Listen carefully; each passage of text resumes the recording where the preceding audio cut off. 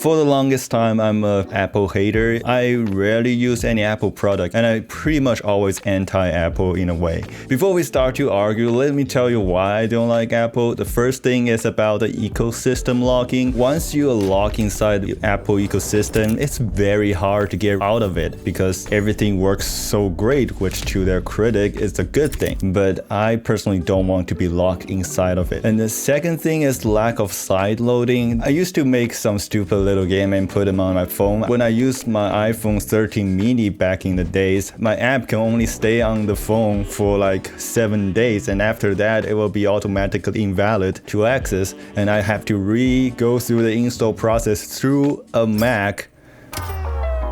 But this year, iPhone actually got me very interested. Let's look at the lineup first. We have base iPhone 17, we have iPhone 17 Air, and we have iPhone 17 Pro and Pro Max. One of the biggest things for me is that the base storage of all the models is 256 gigabytes, which is a decent upgrade. And also, even on the base iPhone 17, we are going to have Pro Motion.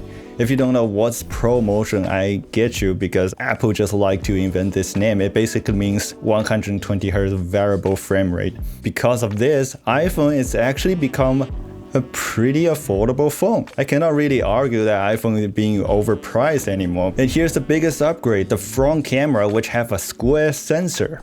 Can you believe that this feature is so useful, yet nobody else has done it before? I've been shooting some vlog style video a couple weeks ago. I realized how horrible to shoot your video horizontally. Have to look at the camera on the side in order to get a good footage. At the end, I just forget about it and just look at the screen because it was so awkward. And now, because Apple has the square sensor, it can crop horizontally or vertically based on your need, and you don't have to hold your phone horizontally, which means the camera is always at the center of the screen. This is brilliant, and because of that, they have a bigger sensor overall, which have overall better quality of footage.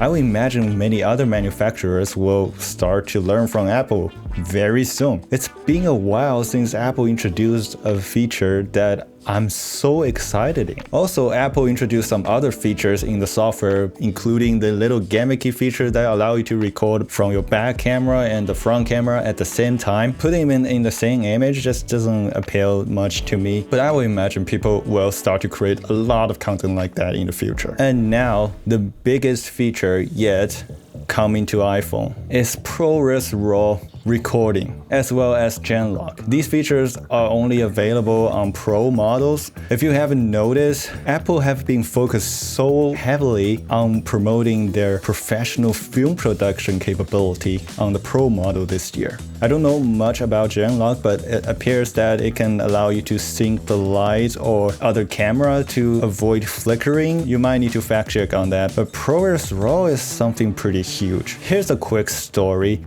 Back in late 2000s, Red Digital Camera filed a patent that kinda prevent any other manufacturers from using internal RAW recording in their camera.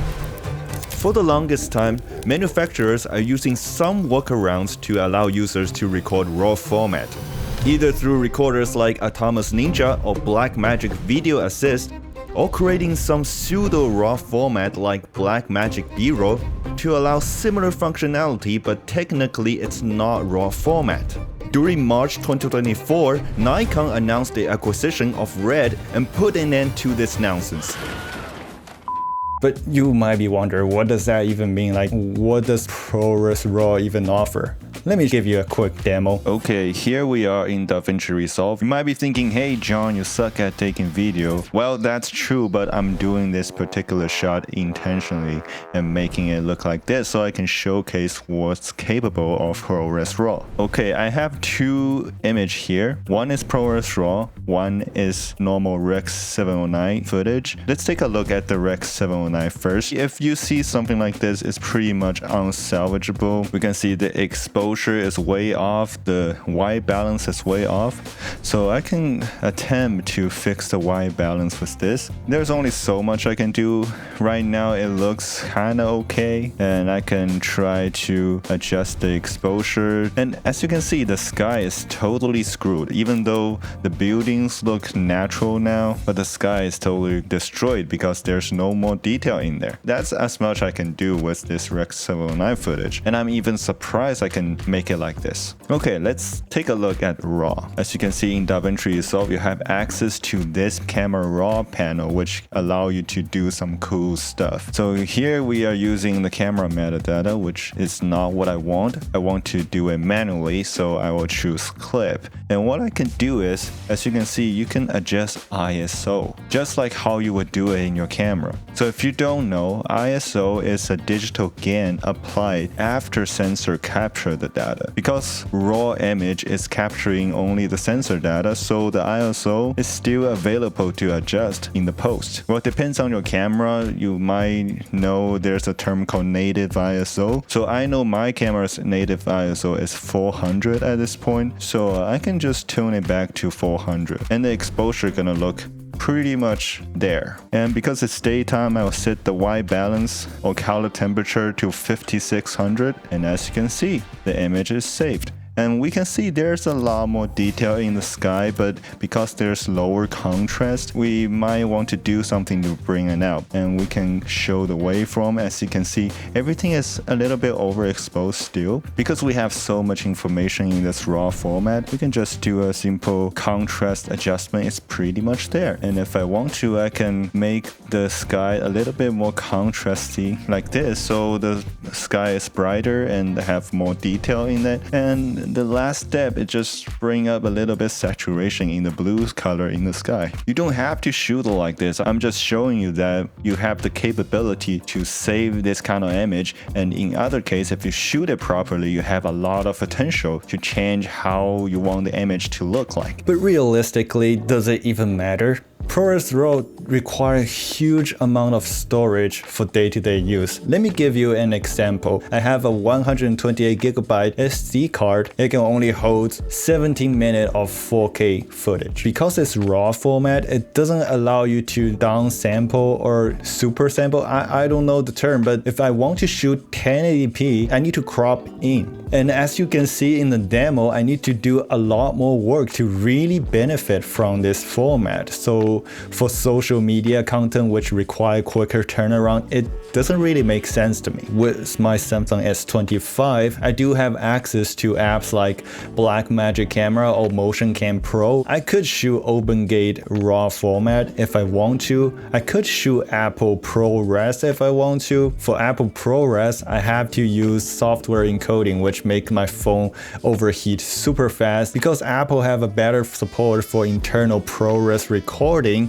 it's just an unfair advantage. And actually, iPhone is probably the only phone have been used in actual film production. Like this year's new zombie film, 28 years later. A lot of scene in that film was shot on an iPhone. And not to mention now that they support ProRes RAW, which provide filmmakers a lot more versatility in terms of post-production. It's the best choice in the market so far.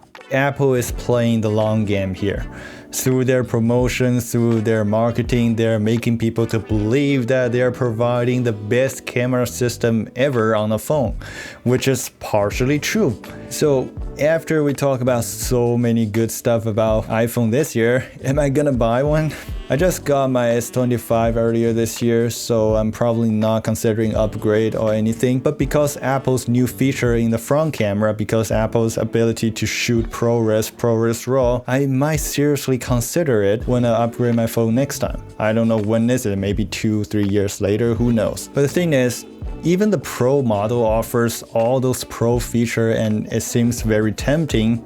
I think the most rational choice for me is still the base iPhone 17. The reason is it already offers a good front camera, which is the thing I'm most excited with. It doesn't offer ProRes RAW recording, but I mean, I probably won't use it anyway. I have it available on my camera right now and I'm not using it to shoot my video, but I'm shooting in ProRes 422. So if I have a phone can shoot the similar format, which will make my workflow much smoother. But the thing is, I think when I get to buy one, I will probably just choose the Pro version anyway. If you are seriously considering getting a new iPhone this year, I would recommend, first of all, like I said, maybe the base model is good enough for you, and also don't upgrade your storage. There's no point. Apple is charging so much for the storage. As soon as you start to upgrade them, you realize this phone is not so affordable anymore. So anyway, good job Apple, you really got me hooked, and maybe one day I will use your phone. Okay, that's it for the video. What do you think about the new iPhone? Please let me know in the comment section down below. And if you're enjoying this video, please like and subscribe, and I'll see you in the next one.